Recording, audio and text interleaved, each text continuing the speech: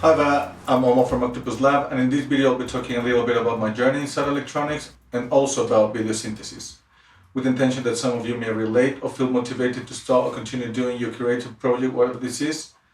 This video won't be only a boring story about my journey, but at the end I'll be revealing how to make a very simple device that I've called the simplest glitcher, which has a very simple configuration with very few components that you can start making straight away.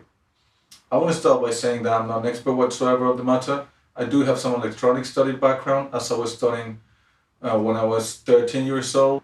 At school, we learned how to build the speakers from scratch, and we also built a borrowed power supply, which was pretty amazing for me at the time. But what I come to make, or what I know now, really comes from experimenting, testing, wasting gear of course, watching online tutorials by amazing people, and of course learning from actual books. The books that have helped me a lot understanding my ways around electronic have been these two, and they're pretty amazing if you can't get one or get a copy wherever.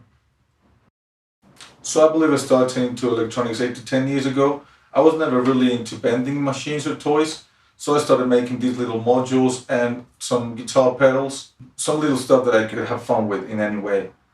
And I soon fell in love with the modular synth world, and that's where I started trying to build a system. Building this machine that you can see here, which includes a couple of oscillators, a couple of multis, a couple of filters, 6-channel mixer, and an 8-step sequencer. That built in a time period of 3 years, sort of. And soon realized that it would take me even more years to actually come up with a system that you could use in a musical production or in any musical application outside my workshop. And that's when I decided to try to test with video, connecting some of my modules into the video inputs, and nothing really worked. So I went to the internet searching schematics for video synth, and surprisingly I wasn't able to find anything. The only thing I was able to find was this video from a girl who was showing how to build a dirty video mixer, which is a very simple device that mixes one image and another, and in between this mixing, this jumping effect happens. But that's about it. Doesn't really do any glitching. But that was a step forward for me into building my machine. If you want to make one, I'll leave the link down in the description. As I said, this video mixer doesn't really do any glitching, but I integrated it with my circuits so I could have straight away inputs and outputs instead of, let's say, bridging the connection between DVD and TV. After a while, nothing really happened for 6 months or so. But then I came up with a configuration that was doing just a very slight noise effect, some sort of dots moving in the image, but that was about it. And then after testing my circuit and adding components and changing component values, I came up with another configuration that allowed me to do even more stuff. I would have 4 potentiometers instead of 2, for instance, and then I was able to affect the image in other ways that I was unable before. And that took me about 2 years, and these 2 machines came out of that testing process and all that.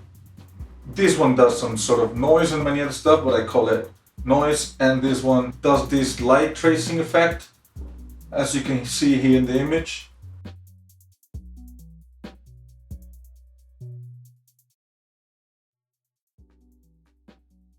I was trying to build this just like individual machines, but then recently came up with the configuration that I could merge these 2 into one machine.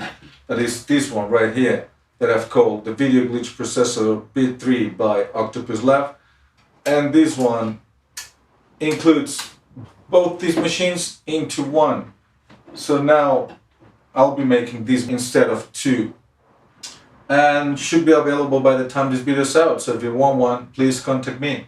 Now, after all this story, and because many of you have asked, I'll show you how to build the simplest glitcher, which is a very simple device that you can make with very few components and start having fun with. In future videos, I'll show you how to play around with it. And also in another video, I'll show you how to make another device that I've called the simpler glitcher, which is a little bit more advanced than this one that I'll show you today. And it has a little bit more features than this one, but it's also simple to make and fun to play with. And without further ado, let's jump into how to make one.